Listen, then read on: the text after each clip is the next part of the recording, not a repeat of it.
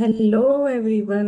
तो फिर से स्वागत है आपका हम आपके अपने YouTube channel study with Rajni ma'am ASO.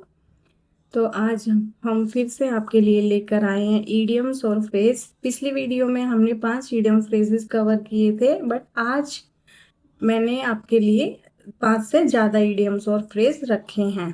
तो बिना हम अपना टाइम वेस्ट किए हम शुरू करते हैं। First is a birds eye view.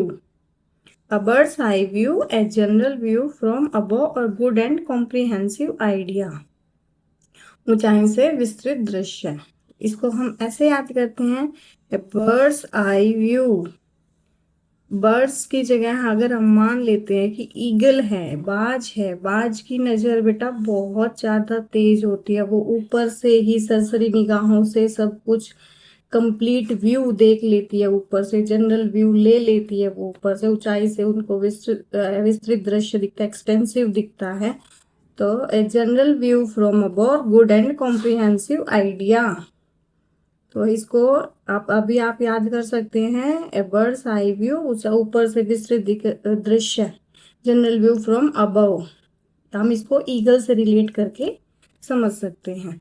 And the second is a blessing in disguise. Disguise होता है भेस में, लगा लो किसी चीज की भेस में दूसरी चीज आ जाना। An apparent misfortune that eventually has good results और a hidden favor, दुख के बेस में सुख आना। कई बार ऐसे होता है ना कि कोई चीज हम खरीद के लाते हैं, वो बाहर से उतनी अच्छी नहीं दिखती है। मतलब कोई खाने की चीज लो, हम कहीं पे जाके कुछ न्यू ट्राई करते हैं, वो बाहर से इतनी अच्छी लगती है बट टेस्ट में हमें बहुत अच्छी लगती है। Blessing in disguise. तो हमें जब हम वो चीज खाते हैं तो बाहर से तो हमें देखते हैं इतना अच्छा नहीं लगता, दुखी से हो जाते हैं, बट हम उसको जब खाते हैं तब हमें अच्छा महसूस होता है। तो दुख के बेस में सुख।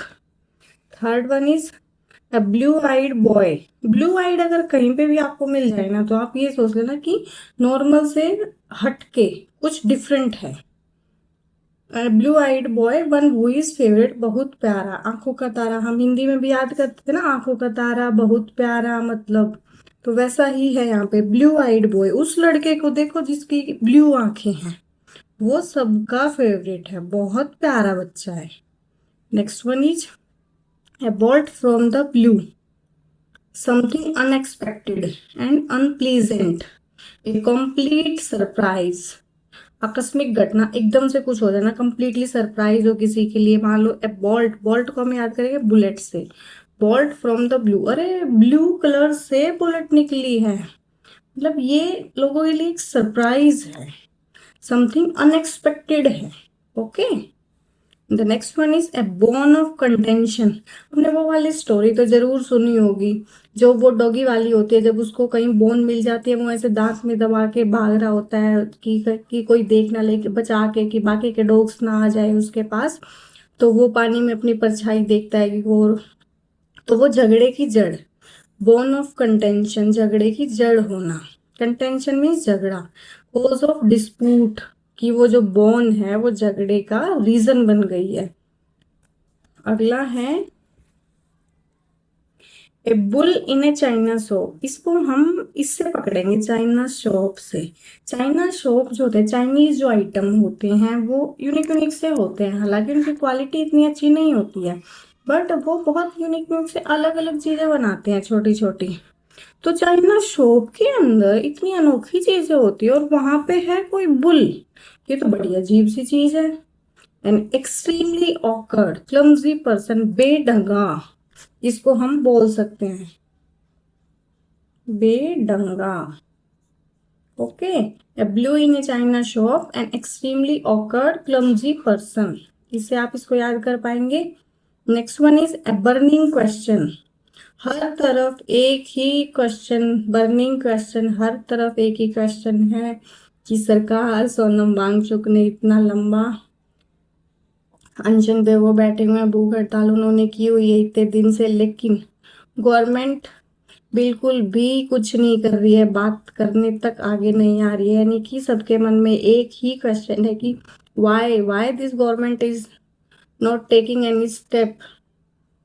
तो बर्निंग क्वेश्चन जो हर जगह एक ही सवाल, इम्पॉर्टेंट क्वेश्चन यही है कि तो वो बात करने क्यों नहीं आ रही है government. Okay, next one is A cake walk. Cake walk जहाँ भी आ जाए आपको मिले तो इसका मतलब है बहुत easy, something is very easy. SMT का मतलब आप समझना समथिंग, मैं इसको शॉर्ट में ऐसे ही लिखती हूँ। तो बच्चों को अगर हम केक दे दें फिर उनको खाने के बाद वो बड़े खुशी खुशी से लंबा चल लेते हैं। Something very easy, easy achievement. Cake walk बहुत आसान है। केक वॉक का मतलब यही होता है कि बहुत आसान कोई भी काम आपके लिए हो जाता है। Next is a can of worms. A can of worms A complicated situation है, प्रॉब्लम, जटिल परिस्थिति। इसको ऐसे समझ लो कि कोई कैन आप लेके आए किसी चीज की, सामान की, जिसमें भरा हुआ है, आपने रख दिया कई दिन तक, उसमें छोटे छोटे वर्म्स चलने लग गए, वो आपके लिए बड़ी ही जटिल परिस्थिति हो जाती है। क्रिएट प्रॉब्लम क्रिएट हो जाती है आपके लिए कि आप उसको कैसे हैंडल करोगे। तो एक कैन ऑफ वर्म्स, कैन जैसे कि कोक की कैन आती है, तो अगर फिल हो वर्म से तो आपके लिए बड़े ही जटिल परिस्थिति हो जाती है, a complicated situation. The next is guys a carrot and stick approach. Rewards and punishments that influence someone's behaviour. सावधान, दंड, भेद लगा के कोई काम करना। जैसे छोटे बच्चे होते हैं, उनको हम पहले प्यार से मनाते हैं, चॉकलेट देते हैं, बट अगर वो फिर भी नहीं मानते, जिद करने लगते हैं, तो फिर हम उनको डांटते, फटकारते हैं, स्टिक मारते तो नहीं है पर दिखा के डराते जरूर हैं। तो वो जब कैरेट की जगह आप चॉकलेट से इसको रिलेट कर सकते हो, कैरेट भी दे लिया हमने, उसको स्टिक भी दिखा ली, बट वो मान ही नहीं रहा है। तो हमने हर तरीके से उसको इन्फ्लुएंस करने के लिए, उसको खुश करने के लिए सारी की सारी अप्रोच हमने ट्राई करी है। Carat and stick approach means rewards and punishment that influence someone's behaviour. आप सब कुछ यूज कर लेते हो उसको बनाने के लिए, बट वो फिर भी नहीं मानता है। तो गाइज आज ये लास्ट वीडियो में हमने 5 कवर किए थे, आज हमने 10 कवर किए। ऐसे ही धीरे धीरे अगर आप लोगों को इंटरेस्ट आएगा, आप लोगों को ये चीज़ें याद होंगी आसान तरीके से, तो हम आगे अपनी कैपेसिटी बढ़ा सकते हैं। आगे हम ज़्यादा यूज करेंगे, ज़्यादा नंबर में हम लेके आएंगे, और इसके साथ साथ सिनोनिम एंटोनिम्स को भी हम कराने की कोशिश करेंगे आगे, अगर आप ऐसे ही अपना इंटरेस्ट दिखाओगे तो। ओके, अगर आपको ये वीडियो अच्छी लगी हो, आपका इससे बेनिफिट हुआ हो थोड़ा भी, तो आप लाइक और कमेंट जरूर करें और सब्सक्राइब करें। आपका एक कमेंट मेरे लिए बहुत ही मोटिवेशन का काम करेगा। Thank you guys, bye bye, take care.